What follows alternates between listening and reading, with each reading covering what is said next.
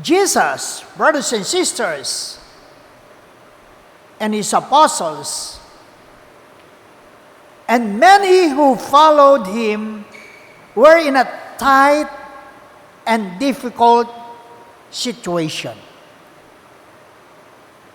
The place was remote. It was getting dark. There was no food. And there were so many.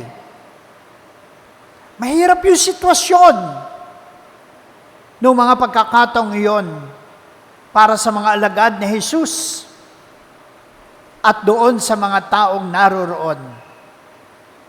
Mahirap ang sitwasyon. Mga kapatid, sa buhay ng tao, tayo rin ay nakakaranas ng mga pagkakataong tayo nahihirapan sa mga sitwasyon ng buhay. Naririyan yung tayo'y nagigipit. Naririyan yung tayo'y walang matakbuhan para sa ating pangangailangan. Naririyan yung hindi natin alam kung ano ang ating gagawin. Marami kapag ang sitwasyon ay mahirap, nagrereklamo, umaangal. Brothers and sisters, totoo, sa panahon natin ngayon, nararanasan natin iyan. Ang presyo, halimbawa, ng gasolina, taas, baba, apektado ang presyo ng mga basic commodities, gaya ng bigas, gaya ng mga iba't ibang kinakain ng tao araw-araw. At hindi lamang dito sa bansa natin, nangyayari rin ito sa ibang lugar. Sabihin na natin, this is a global economic crisis. So what do we do? What is Jesus teaching us through the miracle, the multiplication of the bread and fish? Brothers and sisters, when we are in a tight situation, what can we do to get out of that spot? Number one, be contented with what you have. Makontento tayo kung ano ang meron sa atin. Huwag hanapin ang wala. Pasalamatan natin kung ano ang naririyan. Iwasan natin yung pagrereklamo. Marami sa atin, sa totoo lamang, reklamador.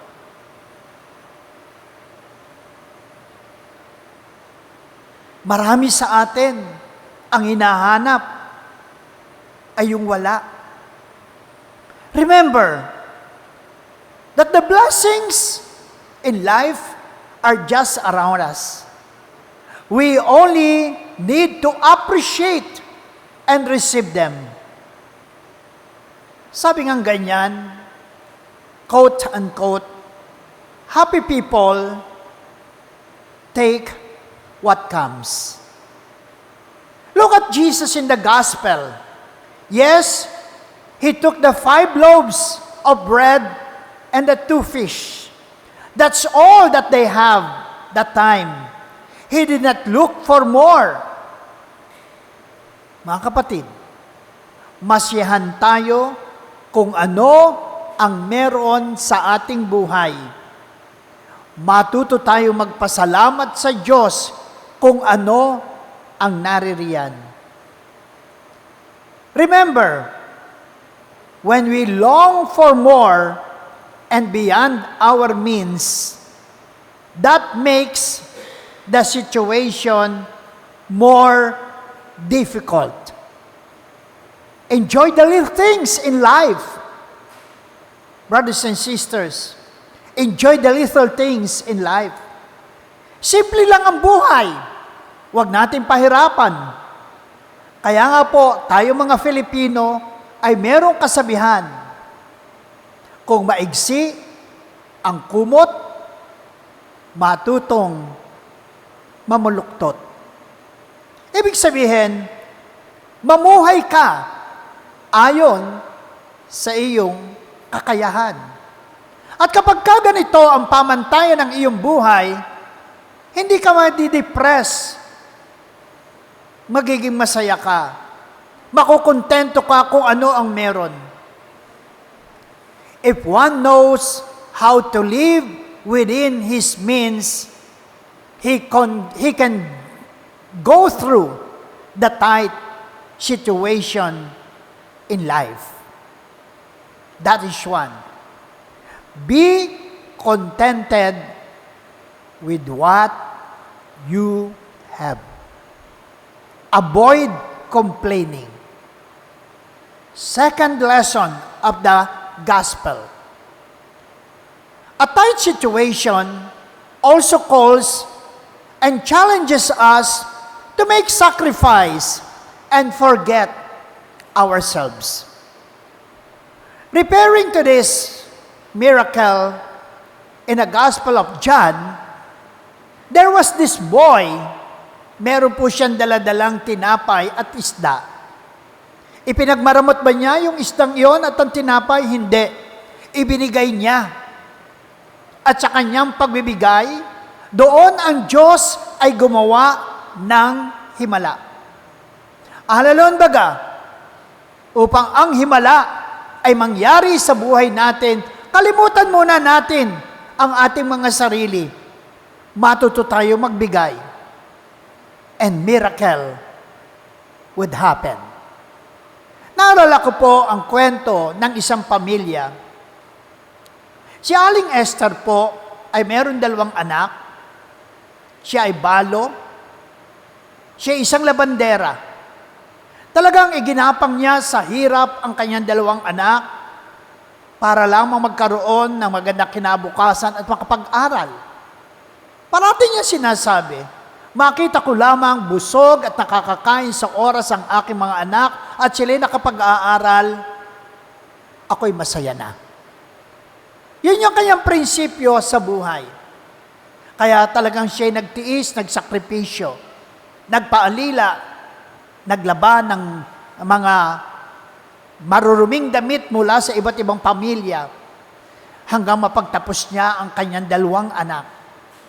After some time, nakagraduate. They took their board exams. Yung isa, naging isang CPA. Yung isa, naging engineer. Simula noon, naging maayos ang kanilang buhay. Itong 2 bata, pinatigil ang kanilang ina sa paglalaba. Nagkaroon sila ng magandang buhay. At lahat ng mga yon ay bunga ng sakripisyo ng kanilang ina.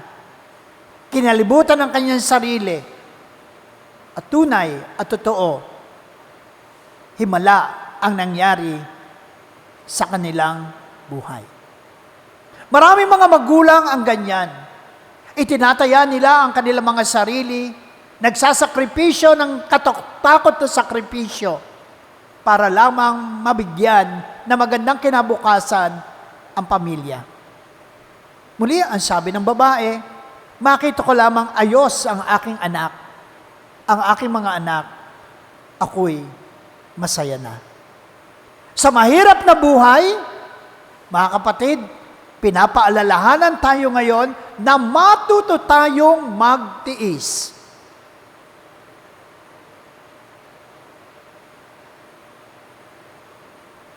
Number 3.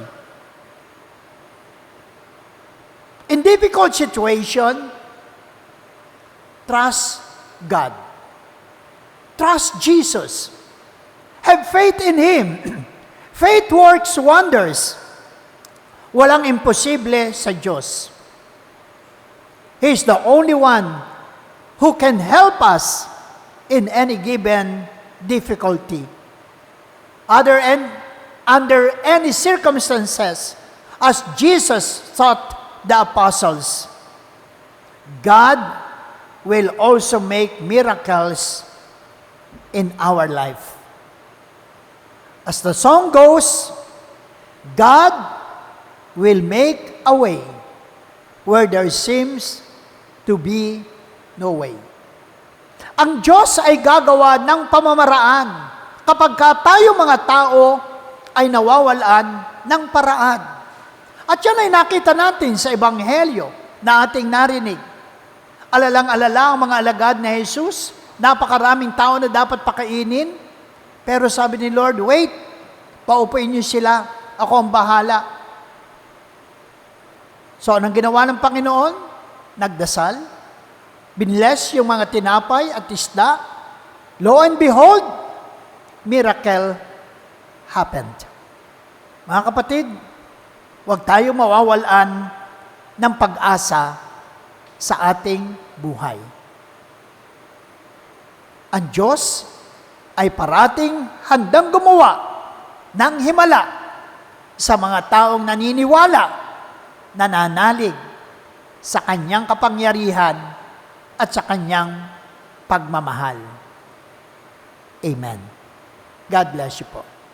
Please bow your head, close your eyes. Tingnan po natin kung paano tayo na anting ng salita ng Diyos. Lord, totoo po yan. May mga pagkakataon na kami po'y nawawala ng pag-asa sa buhay na ito.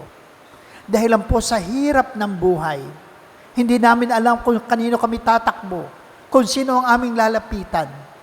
Subalit ngayon, sa Ebanghelyong narinig namin, kami binibigyan mo ng isang matibay na loob na hindi kami dapat mawala ng pag-asa. Nasa kabila ng mahirap na buhay, kami tinuruan mo na laging matutong magtiis. Huwag magreklamo at laging magtiwala sa kapangyarihan ng Diyos.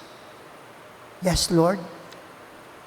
Sa iyo kong ipinagkakatiwala ang lahat. At ako'y naniniwala na ako'y tutulungan mo, malalampasan ko ang mahirap na sitwasyon sa buhay na ito kasama ang aking pamilya. In Jesus' name we pray. Amen. Amen. Amen. Amen. Amen. Amen.